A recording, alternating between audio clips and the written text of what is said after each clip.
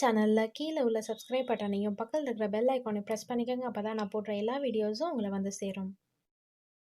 Hello friends, welcome to பிரியாவிட்டி சமையல். இன்றைக்கி கோவக்காய் சாமை பிரியாணி பார்க்க போகிறோம். எப்படி செய்கிறதுன்னு வாங்க பார்க்கலாம். ஒரு பவுலில் 1 கப் சாமை எடுத்திருக்கேன். அதை நான் அரை மணி நேரம் தண்ணியில் ஊற வைக்க போகிறேன். அதனால் தண்ணியை ஊற்றி ஊற வச்சுக்கிறேன். அதுக்கப்புறமா 200 கிராம் கோவக்காயை வாஷ் பண்ணி எடுத்து வச்சுருக்கேன். அதை இந்த 2 சைட்ஸையும் கட் பண்ணக்கப்புறமா இந்த மாதிரி நடுவில் நீல வாக்கில் கட் பண்ணிக்கோங்க. கோவக்காய் காயாக இருந்தால் தான் நல்லாயிருக்கும், அதனால் காயாக பார்த்து வாங்கிக்கோங்க. எல்லா கோவக்காயும் நறுக்கினக்கப்புறமா இப்போ வாங்க தேவையான பொருட்களை பார்க்கலாம். 200 கிராம் கோவக்காயை நீல வாக்கில் கட் பண்ணியிருக்கேன். 1 கப் சாமையை தண்ணீரில் அரை மணி நேரம் ஊற வச்சுருக்கேன். 1 பிரிஞ்சி இலை, 2 கிராம்பு, 2 ஏலக்காய், 1 பட்டை, அரை டீஸ்பூன் சீரகம், அரை டீஸ்பூன் சோம்பு, 2 பச்சை மிளகாய் உடச்சி வச்சுருக்கேன். இஞ்சி பூண்டு தட்டி வச்சுருக்கேன் 1 டேபிள் ஸ்பூன்,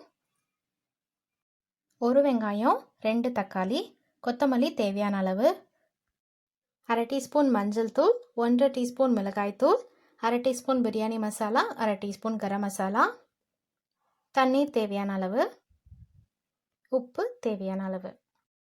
இப்போ ஸ்டவ்வில் ஒரு குக்கர் வச்சுக்கலாம். 1 டேபிள் ஸ்பூன் நெய் நான் விட்டுக்கிறேன். நீங்கள் நெய்க்கு பதிலாக எண்ணெய் கூட யூஸ் பண்ணிக்கலாம்.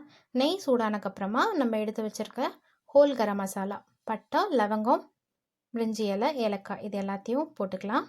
அரை டீஸ்பூன் சீரகத்தையும் அரை டீஸ்பூன் சோம்பையும் இதில் சேர்த்துக்கலாம். அதுக்கப்புறமா 2 பச்சை மிளகாய் உடச்சி வச்சுருக்கேன், அதையும் இதில் சேர்த்துக்கலாம்.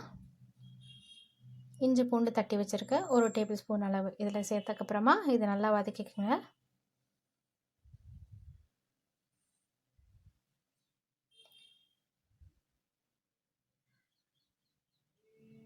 இது நல்லா வதங்கினக்கப்புறமா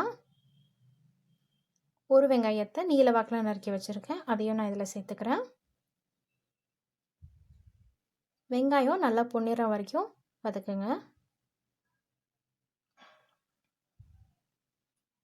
இப்போ வெங்காயம் வதங்கிடுச்சு. 2 தக்காளியை நீல வாக்கில் கட் பண்ணியிருக்கேன், அதையும் இதில் சேர்த்துக்கிறேன். இப்போ வெங்காயம் தக்காளியும் நல்லா வதங்கணும், அது வரைக்கும் நம்ம வதக்கிக்கலாம். இது ரெண்டும் நல்லா வதங்கினதுக்கப்புறமா எடுத்து வச்சுருக்க மல்லி இலை உங்களுக்கு எவ்வளோ வேணுமோ அவ்வளோ சேர்த்துக்கலாம், அதையும் போட்டு வதக்கிக்கோங்க. அதுக்கப்புறமா நம்ம எடுத்து வச்சுருக்க மசாலா பொருட்கள் எல்லாம் சேர்க்கலாம். அரை டீஸ்பூன் மஞ்சள் தூள், 1 டீஸ்பூன் மிளகாய் தூள் இது ரெண்டையும் இதில் சேர்த்துக்கலாம். இதுக்கப்புறமா அரை டீஸ்பூன் கரம் மசாலா, அரை டீஸ்பூன் பிரியாணி மசாலா இதையும் இதில் சேர்த்துக்கலாம்.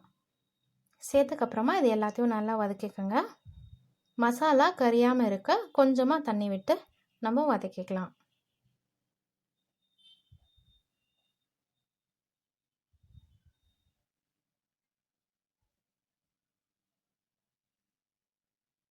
நல்லா வதங்கினதுக்கப்புறமா நம்ம 200 கிராம் கோவக்காயை நீல வாக்கில் கட் பண்ணியிருக்கோம், அதையும் இதில் சேர்த்துக்கிறேன்.